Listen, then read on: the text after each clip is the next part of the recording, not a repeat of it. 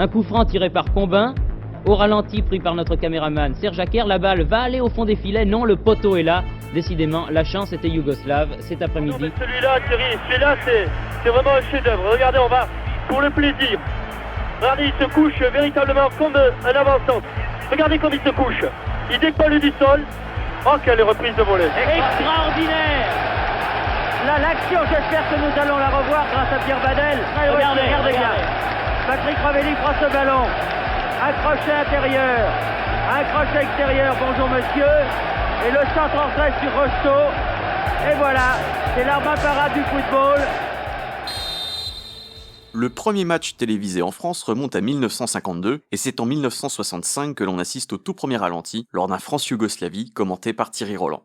C'est une technologie lourde pour l'époque, qui va progressivement accompagner les retransmissions télé. Comptez une douzaine de ralentis pour un Saint-Étienne Dynamo Kiev en 1976 et 34 pour la demi-finale de la Coupe du Monde France-Allemagne en 1982.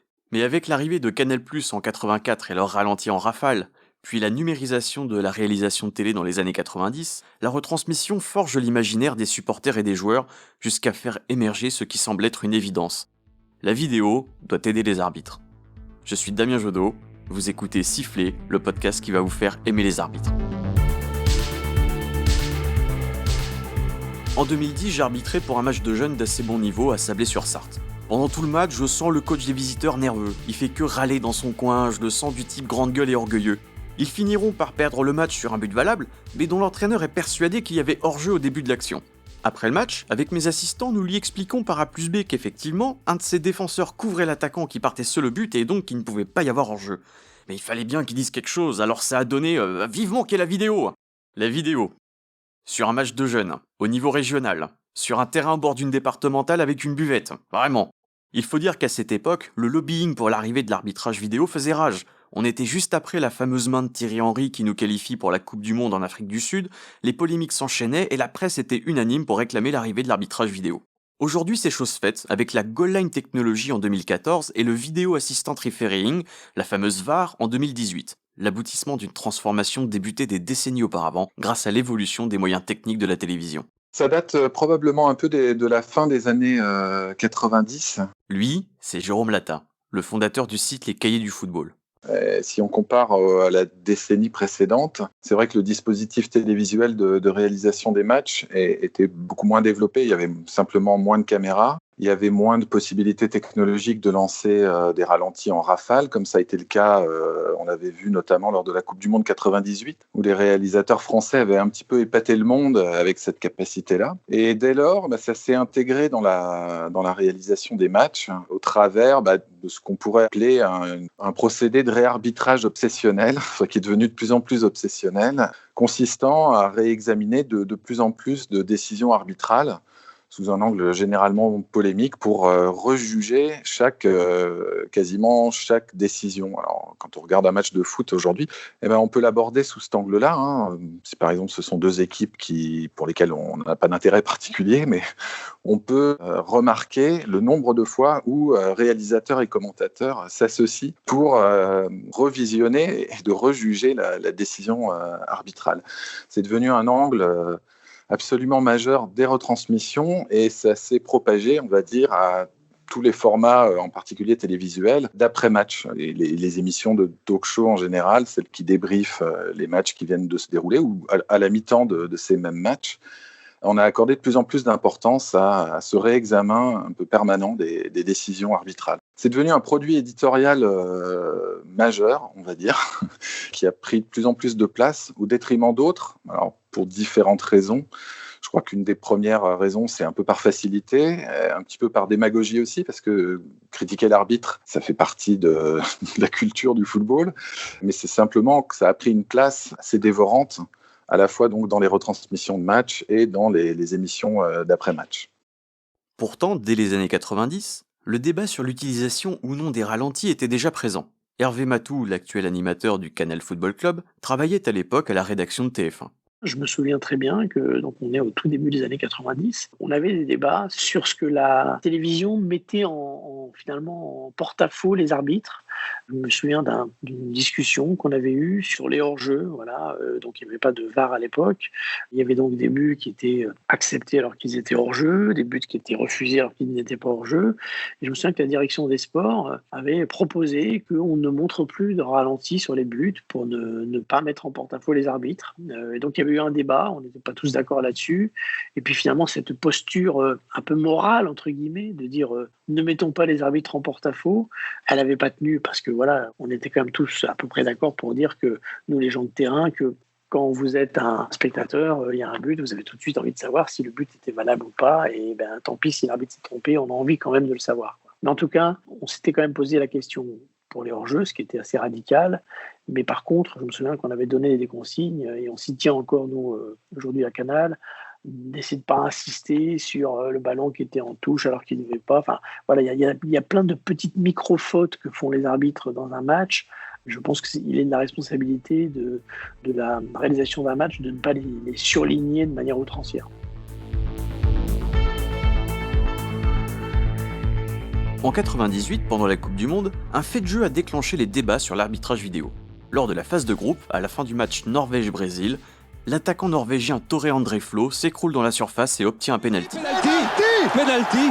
Oh, du côté de Saint-Etienne, du côté d'Henri Michel et des Marocains, on va trembler. Si les Norvégiens marquent ce pénalty, ils gagnent le match et passent devant le Maroc, qui joue en même temps à Saint-Etienne contre l'Écosse. Ce serait une qualification pour les huitièmes de finale. J'ai pas l'impression que Junior Baiano est touché. Non, mais il n'y a pas d'impression du tout, il n'y avait rien. Voilà. Non, il y a une erreur d'arbitrage qui était quasiment visible à l'œil nu. Sur plusieurs ralentis, on voit effectivement l'attaquant norvégien tomber dans la surface alors que Junior Baiano, le défenseur brésilien, ne semble pas le toucher. Kjetil Rekdal inscrit son penalty, la Norvège bat le Brésil 2-1 et se qualifie. Après le match, la polémique enfle et l'arbitre de la rencontre, M. Bahar Mast, en est au centre. Un carton rouge, et c'est un vrai en plus pour deux arbitres de la Coupe du Monde de football. À cause de leurs erreurs, le Maroc et le Cameroun, qui auraient dû être qualifiés pour les huitièmes de finale, sont éliminés. L'arbitre incriminé dit alors à la presse « Il y avait pénalty et je vous le prouverai ». Quelques jours plus tard, la télévision suédoise rend public ces images du match, prises avec un angle de caméra différent de la réalisation française. Et on voit bien Junior Baiano tirer le maillot de l'attaquant norvégien et le déséquilibrer. L'arbitre avait donc raison. Et bizarrement, on a beaucoup moins entendu Jean-Pierre Pernaut à ce sujet. Cet exemple montre bien le souci du traitement de l'image et du ralenti à la télévision. On veut croire en une vérité immanente de l'image, mais il suffit d'un mauvais angle de vue pour que l'on déclenche une polémique, au lieu de faire confiance en la subjectivité de l'arbitre en tout premier lieu. Robert Wurtz, l'un des meilleurs arbitres mondiaux des années 70 et 80, s'interrogeait déjà à ce sujet dans sa biographie Au cœur du football, publiée 8 ans plus tôt. Une image, quelle qu'elle soit, est toujours appelée à être lue et interprétée. Elle n'est pas d'une objectivité absolue et, dans ce cas, on peut encore avoir besoin de la subjectivité d'un homme en noir. De plus, on ne peut nier le fait que la consultation de cette image sur le terrain proprement dit entraînerait certaines interruptions du jeu, fort préjudiciables au rythme et à la beauté du match. Dans le foot avec lequel j'ai grandi, celui de la fin des années 90 et des années 2000, le débat sur l'arbitrage vidéo revenait sans cesse. Et encore, on ne peut même pas vraiment parler de débat puisque tout le monde avait la même position. Il fallait absolument la vidéo, avec très peu, voire aucune place pour la contradiction. Jérôme Latta. Oui, alors ça c'est très très frappant, en effet, c'est cette liquidation du débat. En fait, le débat avait été tranché a priori, c'est-à-dire que la nécessité de la vidéo, son utilité, son infaillibilité future ont été postulées d'emblée. Je me rappelle notamment de la une de l'équipe après la fameuse main de Thierry Henry qui a aidé la France à se qualifier pour la Coupe du Monde 2010. La vidéo, vite! Alors les unes de l'équipe, effectivement la vidéo vite et la vidéo à l'heure, etc. Ça exprimait très très bien cette liquidation du débat. Donc il n'y avait pas de doute à avoir. L'arbitrage vidéo était une nécessité absolue. Ce qui a probablement autorisé beaucoup de médias sportifs à ne pas donner la parole au discours plus critique, d'une part, et surtout à ne pas se poser une question, une série de questions pourtant évidentes et bien concrètes sur selon quelle modalité d'application concrète allait se mettre en œuvre la vidéo. C'est-à-dire en prenant en compte la diversité des situations, les biais de jugement, les imperfections que ça allait produire et les effets que ça allait avoir sur le jeu. Un des fers de lance médiatiques des pro vidéo était le président de la Ligue professionnelle de football de l'époque, Frédéric Thiriet, aussi connu pour sa moustache saillante. Lors de sa présidence, entre 2002 et 2016, il n'avait que 2 obsessions, l'augmentation des droits télé et l'arbitrage vidéo, avec des arguments parfois un peu simplistes. Vous savez, il y a 10 ans, presque jour pour jour, que je réclame le droit à la vidéo dans le football, puisque j'avais soumis un projet complet, argumenté à la FIFA en 2005. À l'époque, ça a été non. Mais j'avais dit, la querelle des anciens et des modernes, on connaît, c'est toujours les modernes qui gagnent à la fin. Je suis même candidat à expérimenter, par exemple, sur la Coupe de la Ligue, qui a toujours été la coupe de l'innovation technologique, des progrès. En clair, les arguments des pro-vidéo étaient les suivants. C'est le progrès et il y aura moins d'injustice. Alors très bien, mais comment on fait ? Sur quelles actions de jeu l'arbitre pourra appeler à la vidéo ? Est-ce qu'il n'y aura pas de temps d'attente trop long pour voir une décision être validée ? Comment être sûr que le regard sur l'image ne sera pas biaisé ? Selon Jérôme Latta, ce débat a été complètement pris à l'envers, notamment mu par l'argument des enjeux économiques du football. On peut identifier 2 grandes motivations derrière la promotion de l'arbitrage vidéo. Il y a le fait que l'arbitrage vidéo, en fait, c'est un produit télévisuel. Et l'arbitrage vidéo a été non seulement promu, mais il a été pratiqué, en fait. L'arbitrage vidéo, il n'a pas été adopté en 2017 ou 2018. Donc il y a eu une sorte de lobbying, peut-être pas forcément auprès de la FIFA et de l'International Board, mais il y a eu une très forte promotion de ce côté-là avec l'idée, ça fait partie maintenant de l'écriture télévisuelle des matchs de foot, donc il faut l'adopter. Et l'autre grande motivation, qui est une tendance de fond qui déborde largement l'arbitrage vidéo, c'est effectivement la volonté de réduire l'aléa sportif au nom des enjeux. Ces enjeux ont été invoqués sous la forme, la phrase type, c'était avec les enjeux actuels, on ne peut plus se permettre qu'un arbitre commette une erreur qui coûtera des millions à tel ou tel club parce qu'il ne sera pas qualifié en Ligue des Champions ou parce qu'il n'ira pas au tour suivant.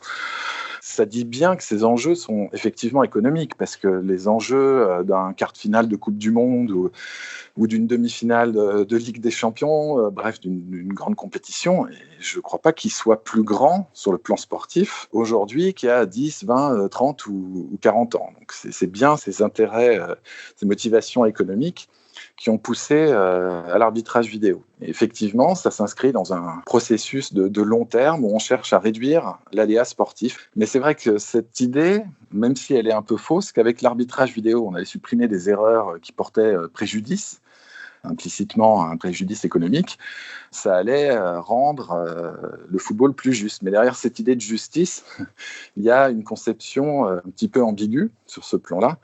Et puis, il y a des illusions considérables parce que la justice rendue par l'arbitrage vidéo, on le voit pour la sanction de micro-fautes ou de hors-jeu de quelques centimètres, on n'est pas très sûr que cette justice soit véritablement plus juste dans beaucoup de cas de figure.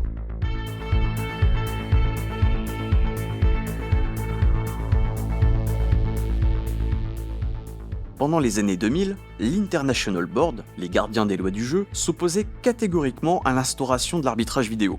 L'arbitrage reste une activité profondément humaine. Il y a certes des règles, mais elles sont soumises à l'interprétation d'un humain, l'arbitre. L'un des plus farouches opposants à la vidéo était Michel Platini, l'ancienne star de l'équipe de France des années 80. Il est devenu le président de l'UEFA, l'organisme qui gère le football européen, en 2007. En 2008, il a voulu intégrer 2 arbitres de surface derrière les buts plutôt que de promouvoir l'arbitrage vidéo qui pour lui allait dénaturer le football. Moi j'ai demandé il y a quelques années pour faire évoluer l'arbitrage qu'on mette des arbitres additionnels. Je suis contre la technologie et l'arbitrage de technologie. Je suis d'autant contre que si on regarde combien ça nous coûterait si on le faisait, c'est une catastrophe. La goal line technologie, à nous, ça nous coûterait aujourd'hui sur 5 ans, si on le mettait, vous savez, un peu pour voir comme ça, si de temps en temps il y a un but, de temps en temps, ça me coûterait 50 millions d'euros pour mettre la goal line technologie. 50 millions pour la goal line technologie, sincèrement, je préfère le donner au développement du football de base et à tous les enfants qui jouent au football. Pour un but tous les 6 mois. Je voudrais répéter à l'ensemble des journalistes français et au public français que ce n'est pas moi qui décide de l'arbitrage. C'est l'International Board. Moi, j'ai proposé des choses, comme j'ai proposé des choses il y a 10 ans. Les 5 arbitres, c'est moi. Donc, j'essaye d'essayer de trouver des choses qui sont bonnes pour l'arbitrage. Si ça marche pas, on arrêtera. Mais pour l'instant, ça marche bien. On essaye de faire avancer l'arbitrage. Je sais que toutes les télévisions font de lobbying pour l'arbitrage. Je le sais. Parce qu'à un moment, ils voudront qu'on paye l'arbitrage vidéo. Ils vont nous dire, on vous met 30 caméras, mais vous allez nous les payer puisque vous voulez les utiliser. Ça, je le sais. Mais je pense pas et j'étais contre l'arrivée de la technologie sur la goal line technologie parce que je ne veux pas la technologie. En 2003, les Cahiers du football avaient publié un manifeste pour sauver le football qui comportait notamment un grand volet sur l'arbitrage. Le site réaffirmait son opposition à l'arbitrage vidéo mais se montrait plutôt d'accord pour l'instauration d'une technologie sur la ligne de but. Il y a une différence assez fondamentale entre les deux, c'est que la goal line technologie, elle est instantanée et elle porte sur une décision binaire, c'est-à-dire est-ce que le ballon est rentré ou pas. En effet, la loi 10 du football indique qu'un but est accordé lorsque le ballon a entièrement franchi la ligne de but. Il n'y a pas d'interprétation possible. Soit le ballon est entré entièrement, soit non. Ce point-là, savoir si le ballon est rentré dans le but ou pas, c'est absolument essentiel parce que le football est un sport où il y a peu de marques, où les scores comportent très peu de points, donc c'est absolument essentiel. Donc c'est binaire, c'est instantané et a priori, ça doit être fiable. Donc si c'est instantané et fiable, ça pose pas de problème, c'est-à-dire que ça n'a pas d'impact sur le déroulement du jeu. La décision est répercutée par l'arbitre instantanément et elle est a priori indiscutable. Les débats sur l'arrivée de la goal line technologie se sont intensifiés après le 8e de finale entre l'Allemagne et l'Angleterre lors de la Coupe du Monde 2010. Nous sommes à la 37e minute, le score est de 2-1 pour l'Allemagne, mais l'Angleterre vient de marquer et pousse pour revenir dans le match. L'Anglais Frank Lampard frappe au but et... Lampard! Did it go in? No, say the officials. La frappe de Lampard s'écrase sous la transversale, semble rebondir derrière la ligne de but et ressort. Mais l'action va très vite et l'arbitre assistant ne peut pas voir si le but est valable ou pas. Au ralenti, c'est sans appel. Et cette fois-ci, je vous mets les commentaires français. Est-ce qu'elle va être validée? Non. Il y a but. Encore perd son micro. Regardez ce ballon. Mais oui, il y a but. Oh oui, il y a but. Oh, quelle erreur d'arbitrage de monsieur Ariel Arionda. Mais alors, c'est énorme. C'est énorme, il est au moins 50 cm à l'intérieur, ce ballon. Pourtant, le but n'est pas accordé. L'Angleterre perd 4-1. 2 ans après ce match, en 2012, l'International Board autorise les tests pour la technologie sur la ligne de but. 3 sociétés concurrentes soumettent un prototype. Les Américains Dokai, qui gèrent déjà l'arbitrage vidéo dans les grandes compétitions de tennis, Keros Technology, qui propose de placer une puce dans le ballon, et l'entreprise allemande Goal Control avec ses multiples caméras haute vitesse. Cette dernière remporte les faveurs de la FIFA. Goal Control est testé pendant la Coupe des Confédérations 2013, puis adopté pour la Coupe du Monde au Brésil en 2014. Karim Benzema y est le premier joueur à inscrire un but validé par cette technologie. Et comment ça marche? Je laisse le youtubeur Le Débriefeur nous l'expliquer. 14 caméras, 7 pour chacune des 2 cages, les scrutent en continu. Elles se vont notamment assez éloignées les unes des autres, par exemple au-dessus, derrière, sur les côtés, bref. Elles sont reliées à un ordinateur central qui enregistre continuellement la position du ballon en 3 dimensions. Si le ballon franchit complètement la ligne de but, l'ordinateur envoie un signal à une montre spéciale dont est équipé l'arbitre central, lui indiquant qui a but. Cependant, la règle adoptée par la FIFA laisse le choix final à l'arbitre d'accorder le but ou non. Une modélisation vidéo du but est également fournie et peut être retransmise à la télévision ou sur les écrans du stade. Après quand même quelques soucis de fiabilité et un changement de prestataire, la Goal Line Technology, désormais majoritairement gérée par Okai, ne fait plus débat et est communément acceptée.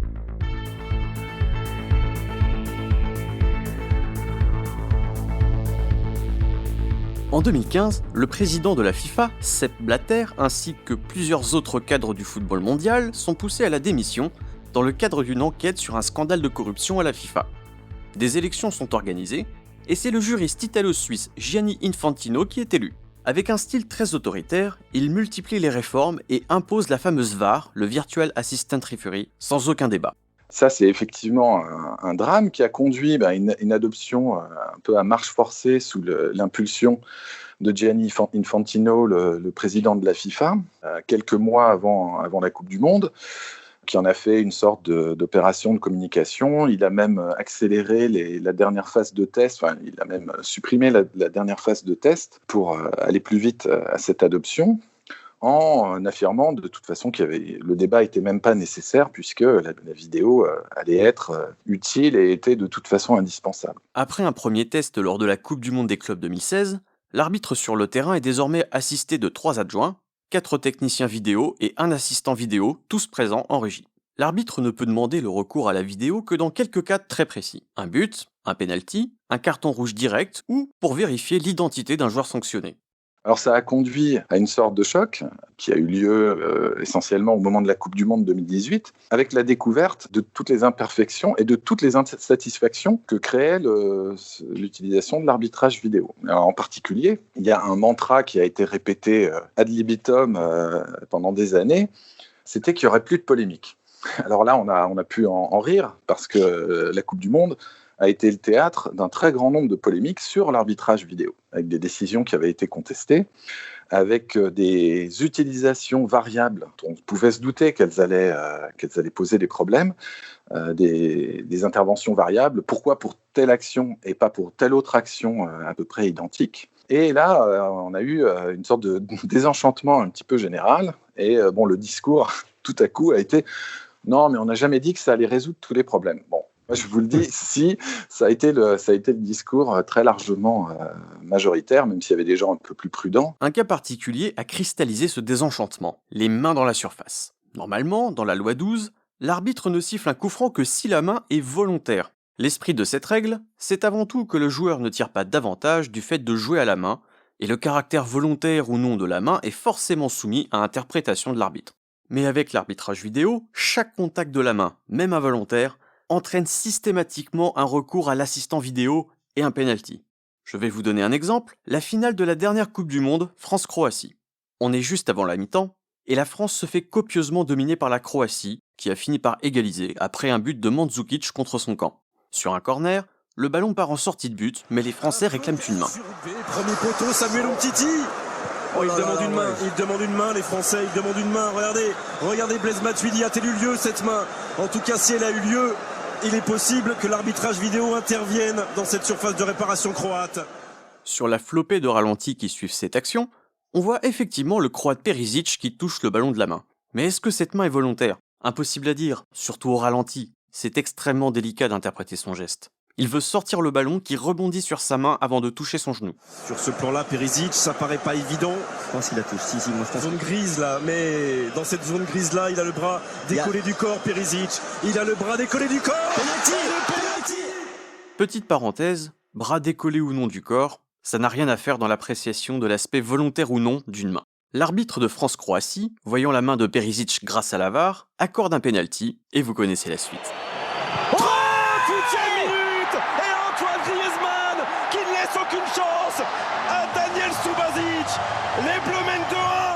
Avec l'arbitrage vidéo, l'interprétation de l'aspect volontaire ou non de la main et donc de l'esprit de la règle du jeu est complètement abandonnée pour laisser place à une donnée binaire.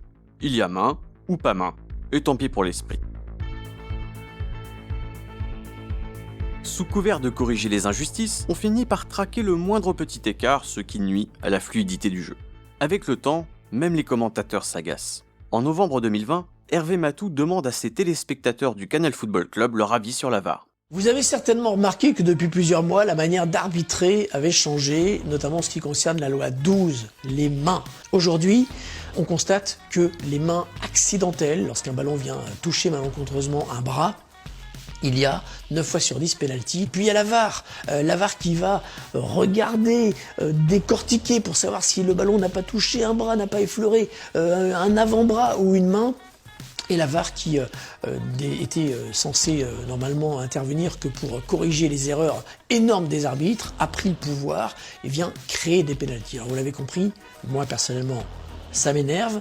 On a besoin de savoir ce que vous en pensez. La VAR a-t-elle amélioré l'arbitrage dans le foot? Oui ou non? J'ai interviewé Hervé Matou. Voilà ce qu'il m'a confié sur les résultats de ce sondage. On avait été surpris lors de ce sondage, qui était plutôt une consultation qu'un sondage, mais il y a eu à la fin un rejet majeur de la VAR. Là où on aurait fait ce sondage, et on avait dû le faire d'ailleurs 2 ans avant, une très large majorité plébiscitait l'utilisation de la vidéo. Donc clairement, ils s'y sont très mal pris. Quand je dis ils s'y sont, ce n'est pas les arbitres, hein, c'est les instances. Et La main au foot, c'est la règle qui paraît la plus évidente. Ça s'appelle football, pied-ball, donc on n'a pas le droit de faire de main. Mais finalement, c'est une loi assez subtile parce qu'elle était un espace d'interprétation de l'arbitre, de savoir si, effectivement, dans l'esprit, il y avait main ou pas. Et franchement, 8 fois sur 10, les mains n'auraient pas dû être sifflées. L'instauration de la vidéo pour essayer de définir s'il y a contact avec la main ou pas, ou le bras, a amené les instances à changer et à enlever cette notion d'intention qui est totalement constitutive des lois du foot. Donc en faisant ça, on dénature complètement le foot. En sifflant un penalty pour une main accidentelle, on dénature le foot. Le foot a cessé d'être le foot à partir du moment où on a commencé à siffler des choses comme ça. Ça montre combien l'utilisation de la vidéo, lorsqu'elle est faite de manière abusive, dénature complètement les lois du jeu. Pourtant, il y a quelques années, le journaliste était favorable à l'instauration de la VAR. Oui, j'étais comme une grande majorité de gens pour la VAR. Et aujourd'hui, quand j'ai la chance de voir un match sans VAR, je bénis les dieux. Et je fais partie de ceux qui ne veulent plus de la VAR, en tout cas, qui ne veulent plus de cette VAR-là.